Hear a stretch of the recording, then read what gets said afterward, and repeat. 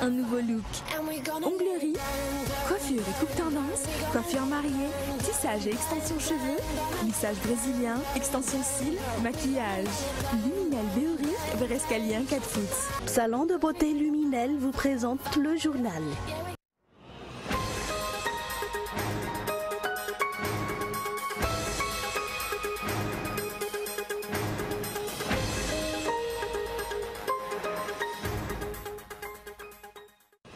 Les réserves en devises de la Banque centrale ne représentent actuellement que plus de 2 mois des besoins en importation du pays.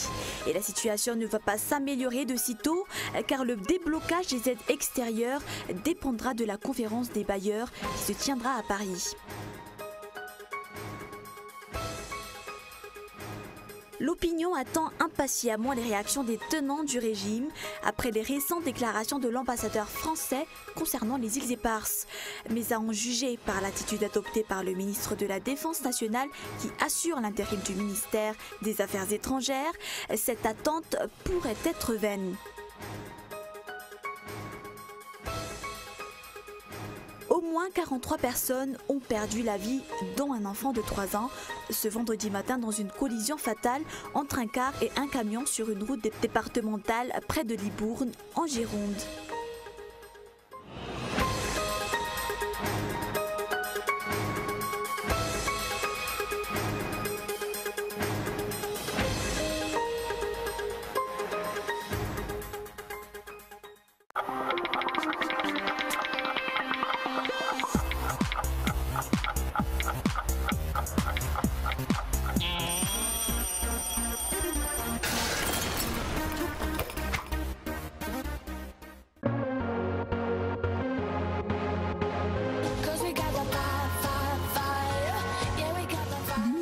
Un nouveau look.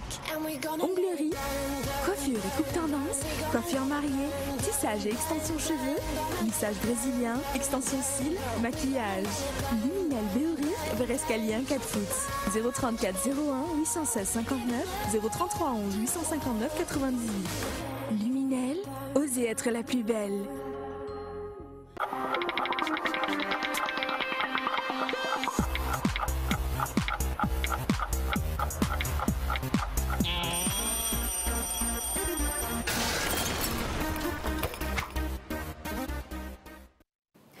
Bonsoir à tous et merci d'être avec nous sur Cool TV. À la une, aujourd'hui, les réserves en devises de la Banque centrale ne représentent actuellement que plus de 2 mois des besoins en importation du pays. Et la situation ne va pas s'améliorer de sitôt car le déblocage des aides extérieures dépendra de la conférence des bailleurs qui se tiendra à Paris. En attendant, le régime est obligé de revoir les dépenses. Reportage. Le régime va devoir se serrer la ceinture jusqu'à fin mars 2016. En effet, les bailleurs de fonds n'ont pas encore procédé au déblocage de leurs aides. Pourtant, les promesses fusent.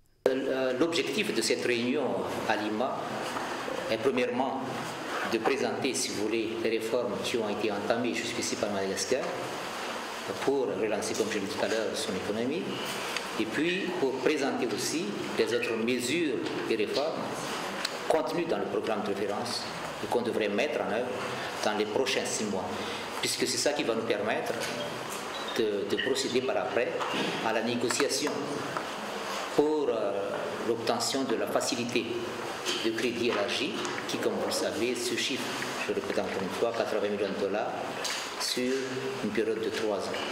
Selon les prévisions concernant les 4 prochaines années, Madagascar aura besoin d'environ 7 milliards de dollars. Mais pour l'heure, seuls 1,8 milliard sont sûrs d'être trouvés et attendent d'être versés dans les caisses de l'État, selon le ministère des Finances et du Budget. En attendant, les réserves en devises s'effritent. D'après le gouverneur de la Banque centrale, ces réserves représentent actuellement plus de 2 mois des besoins en importation du pays. La situation ne peut pas être encore qualifiée d'alarmante car il y a eu un temps où nous n'avions disposé que d'1 mois de réserve. Le redressement de la situation dépend de l'amélioration de la rentrée de devises à travers la promotion des exportations par exemple. Mais le partenariat avec les bailleurs de fonds s'avère également important. Actuellement, le ministère des Finances et du Budget est en train d'élaborer le projet de loi des finances rectificatives ainsi que le projet de loi des finances 2016.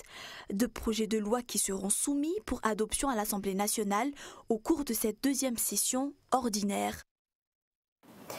La prime globale d'alimentation ou PGA accordée aux militaires est revue à la hausse. En effet, de 2500 arrières auparavant, cette prime est actuellement fixée à 3500 arrières. C'est l'indemnité alimentaire par jour de chacun d'entre eux. Toutefois, ce n'est point un avantage dont peuvent jouir tous les militaires, mais uniquement les soldats de deuxième classe, de première classe et le caporal. Le ministre de la Défense nationale explique que cette hausse a été appliquée étant donné l'inflation qui s'est produite depuis la dernière hausse en 2010 jusqu'à maintenant. Mais beaucoup voient cette initiative comme un acte visant à soudoyer les militaires. En tout cas, Jean-Zor Nambinsou, rapporteur au sein de l'Assemblée nationale, n'a pas caché son mécontentement car selon lui, les militaires ne sont pas les seuls à subir l'inflation, mais la population tout entière. L'opinion attend impatiemment les réactions des tenants du régime après les récentes déclarations de l'ambassadeur français concernant les îles Éparses. Mais à en juger par l'attitude adoptée par le ministre de la Défense nationale qui assure l'intérim du ministère des Affaires étrangères, cette attente pourrait être vaine. En effet, interrogé par des journalistes sur ce sujet, ce ministre a renvoyé la balle au président de la République. Les détails. Quelle vérité concernant les îles Éparses? Cette question est depuis peu sur toutes les lèvres depuis que l'ambassadeur français ait annoncé que ces îles situées autour de Madagascar appartiennent à la France. Il s'agit notamment des îles Tromelin, Glorieuse, Rwanda Nova, Bassasta India et Europa. Non, les Nations Unies n'affirment pas ça. La France, les îles Éparses sont des îles françaises et ce que vous évoquiez, c'est-à-dire la possibilité d'explorer, en tout cas, puisque pour l'instant on a ces îles Éparses, elle a été accordée effectivement à des entreprises par le gouvernement français. Donc ça ne fait pas de... Après cette récente déclaration, et qui ont été faites, rappelons-le, à l'hôtel de ville d'Annalakeel, le régime n'a fait aucune réaction. Interrogé par les journalistes, le ministre de la Défense nationale qui assure l'intérim du ministre des Affaires étrangères renvoie la balle au président de la République. Il appartient au président malgache et français de gérer la problématique sur ces îles éparses. Laissons notre président régler ce problème. Aucune réaction également de la part du représentant des Nations Unies, alors que c'est une résolution des Nations Unies datant de 1979, renouvelée en 1980, qui a demandé à la France d'engager des négociations afin de rétrocéder ces îles éparses à Madagascar, des îles qui regorgent d'énormes richesses minières et halieutiques. La 70e anniversaire des Nations Unies a été célébrée ce jour au ministère des Affaires étrangères. L'atteinte des objectifs de développement durable ou ODD en remplacement de l'objectif du millénaire pour le développement ou OMD était au centre de la célébration. L'ODD comprend 17 objectifs à atteindre jusqu'en 2030, mais voilà où en est Madagascar en ce moment par rapport à ces objectifs. Feizou Rafali. L'objectif de développement durable comprend 17 objectifs à atteindre pour tous les pays membres des Nations Unies. D'après les explications du représentant des Nations Unies ce jour, Madagascar a du chemin à faire pour atteindre ses objectifs. Elle doit redoubler d'efforts dans la lutte pour l'éradication de la pauvreté. Ce que nous pensons aux Nations Unies, c'est que ce pays est sur la bonne voie, mais il faudrait que les efforts qui sont faits, soient redoublés. Il faudrait que tout le monde s'engage. Ce n'est pas seulement un combat du gouvernement. Le développement, ce n'est pas seulement l'action que le gouvernement, c'est également l'adhésion des populations, c'est également la paix civile, c'est également la contribution des uns et des autres. C'est un engagement de tous les instants. La grande île n'a pas encore atteint les objectifs du millénaire pour le développement, qu'elle entame déjà une marche vers d'autres cieux encore lointains. Jusqu'à maintenant, aucune démarche n'a été entreprise par les dirigeants pour avancer dans ce sens. Les ODD sont des objectifs à long terme.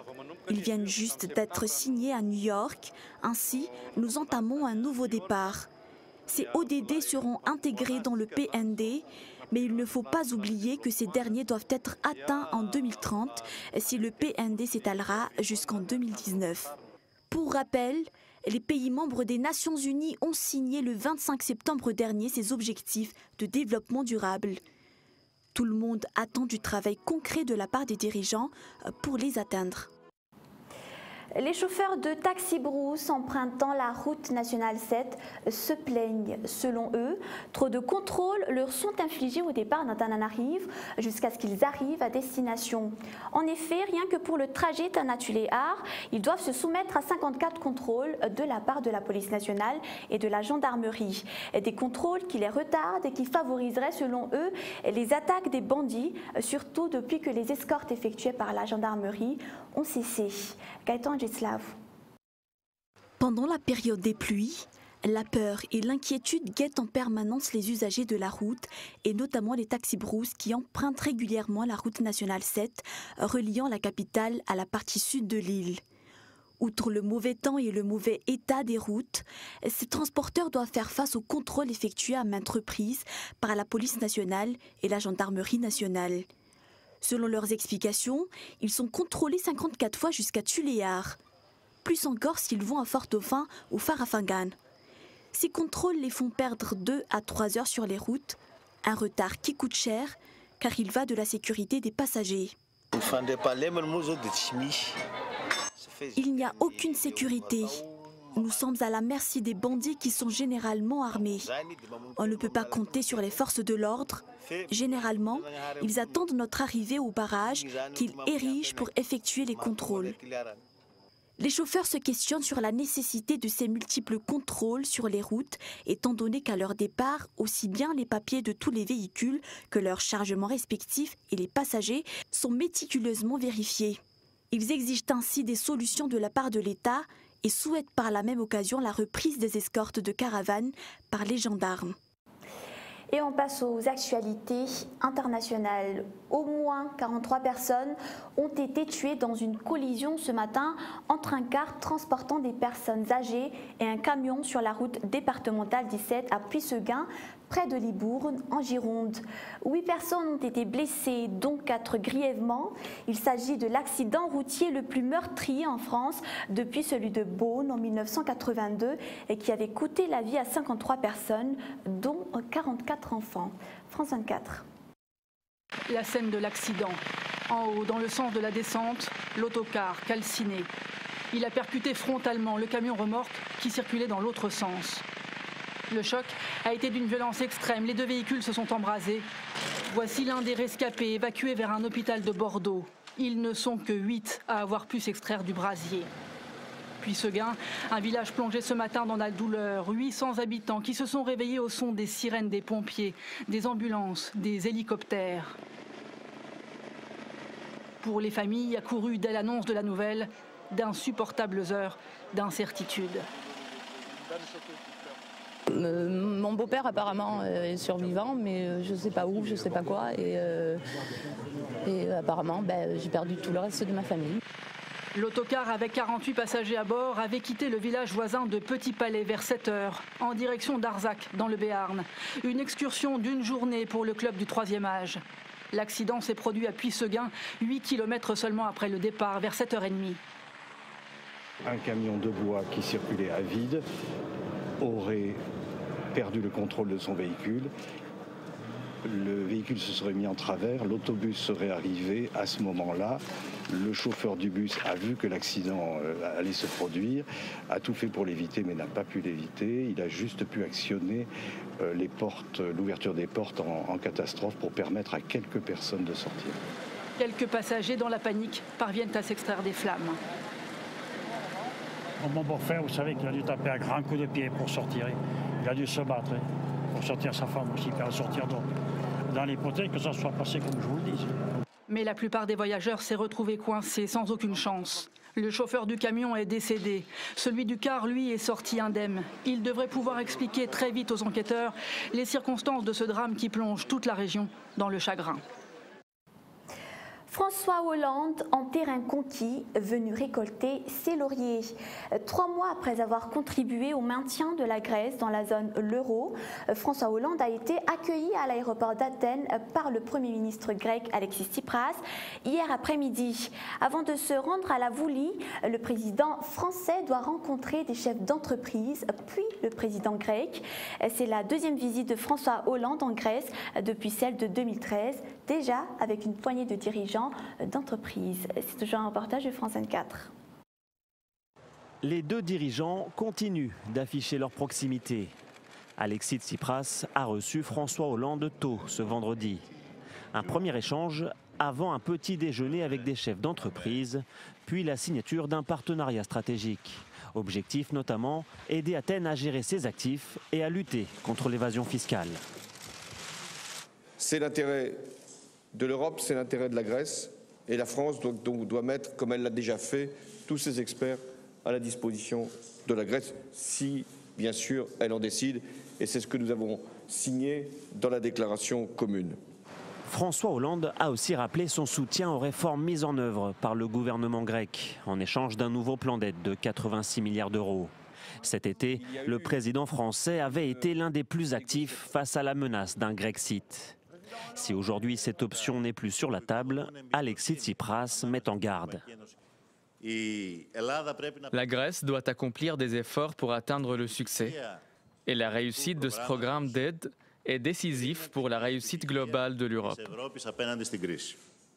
Les 2 hommes se sont ensuite rendus au Parlement grec. C'est la 3e fois dans l'histoire qu'un président français s'exprime devant la Voulie. Une fois de plus, François Hollande y a dit tout son soutien au peuple grec.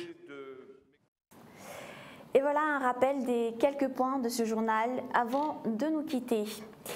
Les réserves en devises de la Banque centrale ne représentent actuellement que plus de 2 mois des besoins en importation du pays.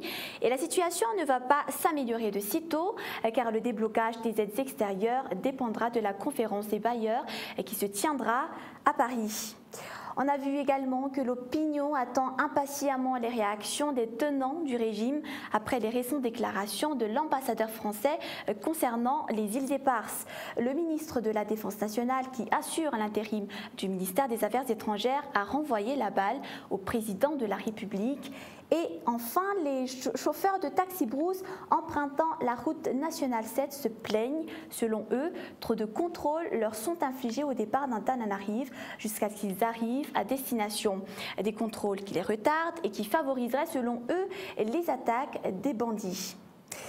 Voilà, c'est la fin de ce journal. Merci de l'avoir suivi. On se retrouve demain. Voilà, je vous souhaite déjà une excellente suite de programme sur Cool TV. Au revoir.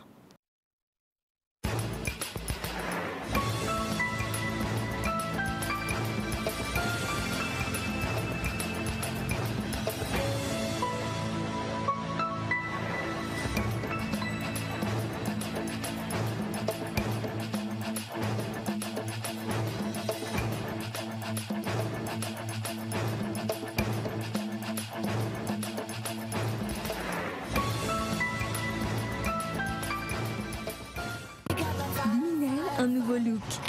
Onglerie, coiffure et coupe tendance, coiffure mariée, tissage et extension cheveux, lissage brésilien, extension cils, maquillage.